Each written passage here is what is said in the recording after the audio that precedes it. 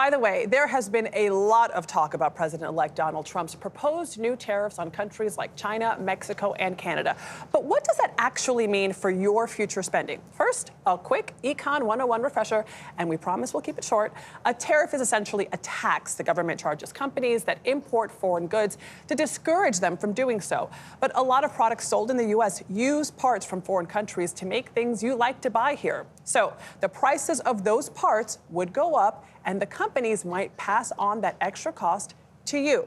And what about stuff that's entirely made out of the U.S.? Well, according to the National Retail Federation, their analysis shows that if Trump were to make good on his threat to impose a 10 to 20% tariff on all imported goods, clothing prices could go up by around 12%. So an $80 pair of jeans could cost you $90. Toy prices may rise even more. Since so many are imported from China, that means they could go up around 36%. So that $50 tricycle could end up costing around $68. Household appliances, too. Prices of those could increase by around 19%. So a fridge that used to cost $650 could set you back almost $776. And those are the lower end estimates. President-elect Trump says the most beautiful word in the dictionary is tariff. But will tariff raise prices for Americans? Or is it simply a great negotiating tactic to get better trade deals out of foreign partners while also bolstering the Made in America brand? That is the question. Joining us now to answer these questions and more is CBS News MoneyWatch correspondent Kelly O'Grady, who, before her life in TV, advised CEOs and industry leaders as a consultant. Kelly, great to have you here. Tariffs are very popular politically because they have this promise to boost American businesses, American jobs, American families. We'll get to whether that happens because right now we're still keeping track of the tariffs themselves. So over the weekend, a promise of a threat, I should say, of 100% tariffs from President-elect Trump on Brazil, Russia, India, China, and South Africa. Why them? What's this about? Yeah, so the concern is that these countries, we like to call them the BRICS bloc, they would try to create an alternative global currency. And the reason why that would be bad for the U.S. is the world reserve currency. The vast majority of international trade transactions happen in U.S. dollars.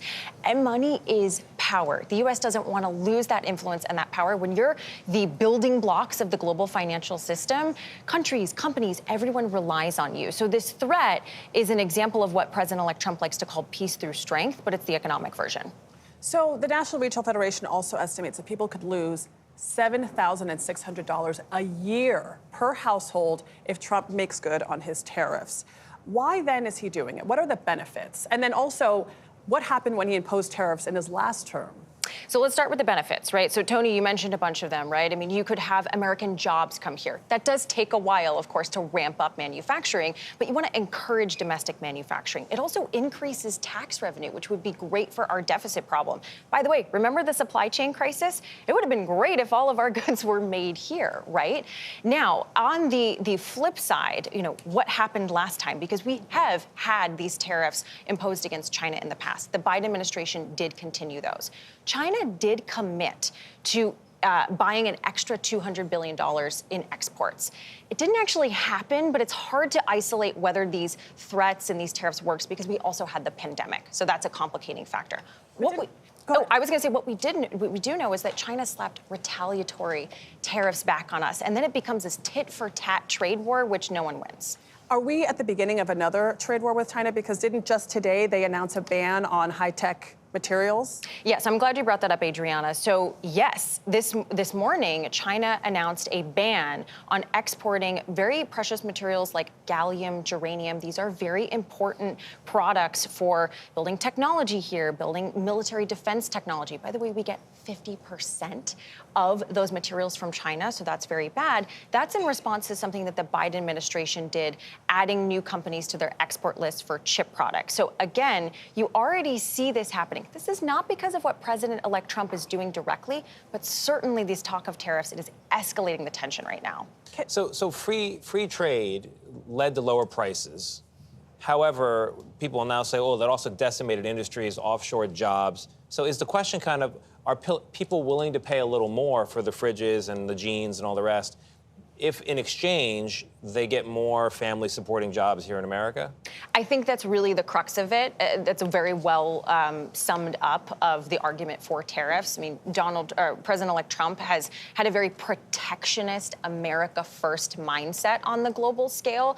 And look, also the other argument is this is a negotiation tactic. You have had Canada and Mexico already come to the table and say, hey, let's talk. So that could be an argument for it as well. Super interesting. And there's like all sorts of competing statistics. You know, one statistic found that 300,000 jobs were lost during Trump's last tariff. So some jobs lost, some jobs created. It's really hard to tell what the net effect is. Exactly. Kelly O'Grady, thank you so much for breaking that down. Appreciate it.